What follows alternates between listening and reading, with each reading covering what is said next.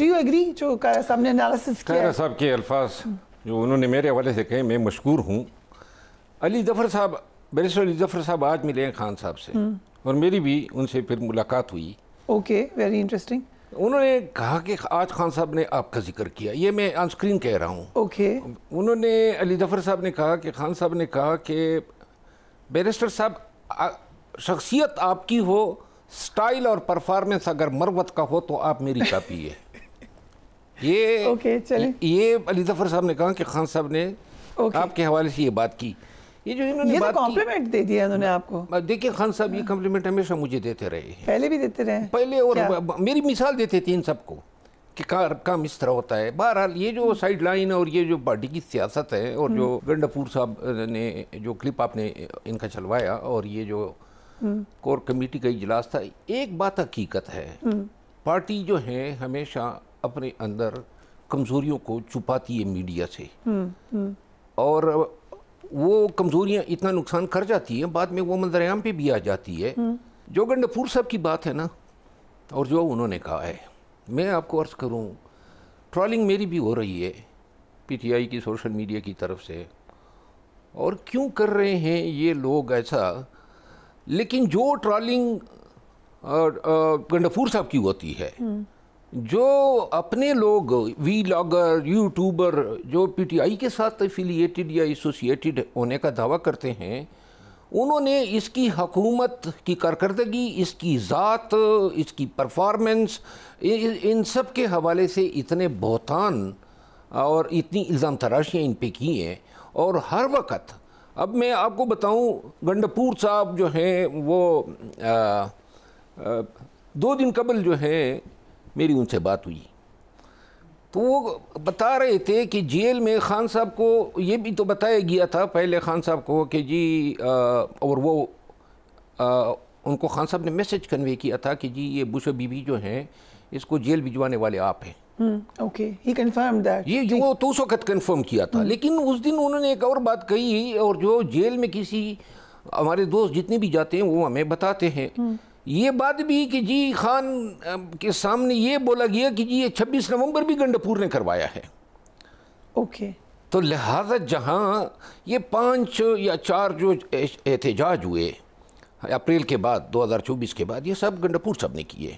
یہ جو لوگ آئے گولیوں کی بچھاڑ میں، یہ آنسو گیس، یہ شیل، اور یہ جو فستحیت ہو رہی تھی کیمرے کے آنگ سے، سب پورے پاکستان دیکھ رہا تھا، یہ کوئی آسان کام تو نہیں تھا. لاکھوں لوگوں کو نکالنا، لانا، لاجسٹک دینا، اخراجات، پھر جتنے لوگ گرفتار ہوتے ہیں ان سب کے لیے وکیلوں کا بندوبست کرنا. آپ یہ کہہ دیں کہ ناراض ہیں خان صاحب، جس نے بھی کوئی بات بتائی؟ ناراض نہیں ہے، پارٹی میں جو ہے نا کانا پھوسیوں نے بیڑا غرق کیا ہوا ہے. یہ آپ یقین کریں، پھر مان گئے، اس کا مطلب ہے وہ مان جاتے ہیں جو بات ان کو بتائی جائے. کارنا پھوسی آپ کہہ رہے ہیں اس کو، لیکن جو ان کو بتاتا ہے وہ مان لیتے ہیں. مجھے ایک بات یاد آ گئی، میرے ماموں اللہ غریق رحمت کرے، تو وہ ان کے پوتے پیرا کرتے تھے گھر میں، تو میں نے ان سے پوچھا ماموں کہ کون سا پوتا آپ کو سب سے زیادہ عزیز ہے؟ ماموں کہنے لگے، اس نے کہا جو پوتا سامنے ہے وہ مجھے عزیز ہے.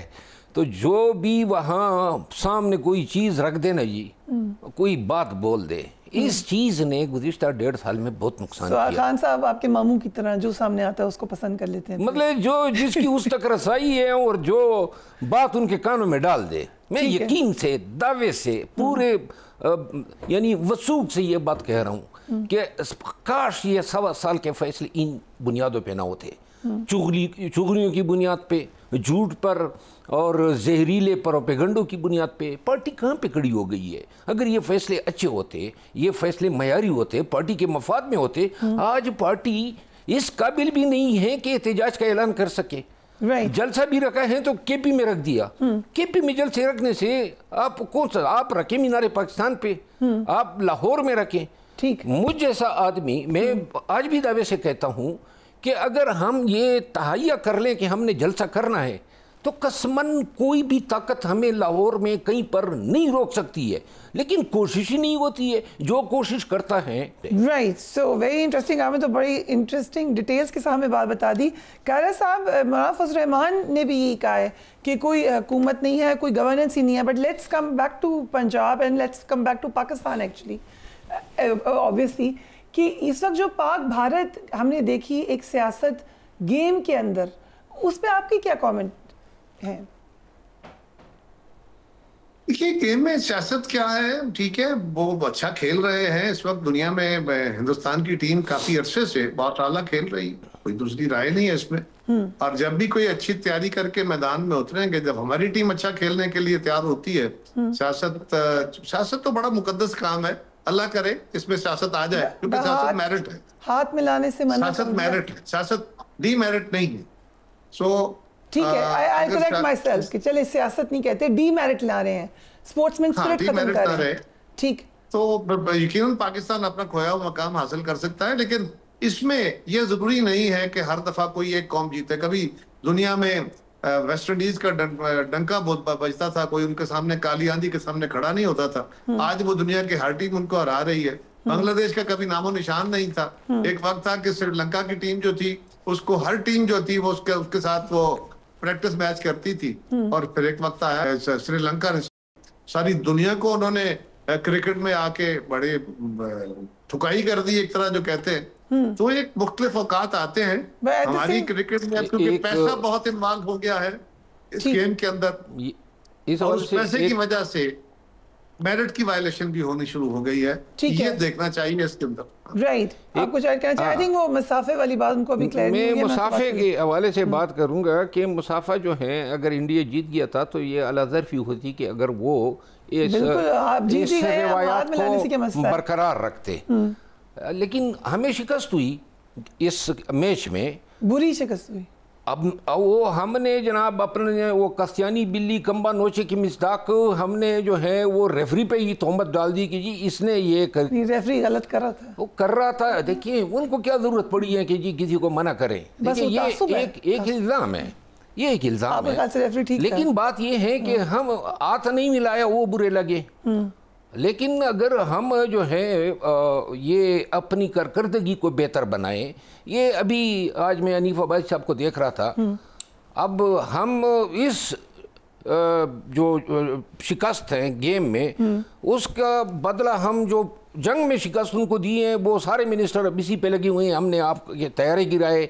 ये नौबत ना आती अगर हमारी टीम जो है थोड़ा अच्छा खेलती। देखिए आपने क्रिकेट को कहाँ पे पहुंचा दिया, कोई किसी का एतमाद ही नहीं रहा।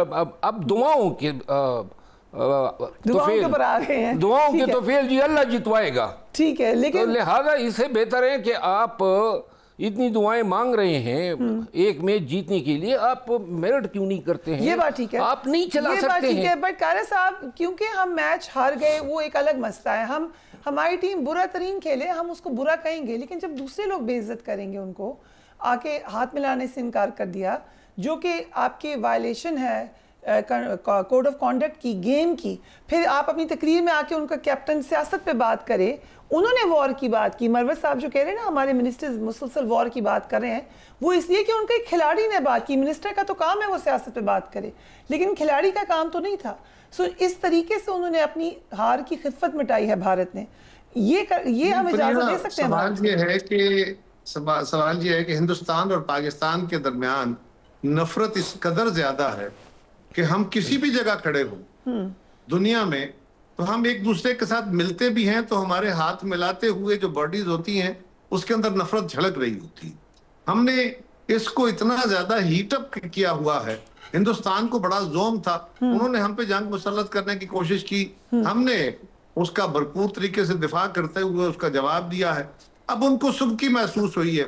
सो एक दुश्मन, यानी वो एक मुखालफत नहीं है, सिर्फ जीत हार नहीं है क्रिकेट। हिंदुस्तान और पाकिस्तान के दरमियान कोई भी खेल हो, क्रिकेट जरा ज्यादा पॉपुलर है, कोई भी खेल हो तो हम दुश्मनों की तरह खेलते हैं।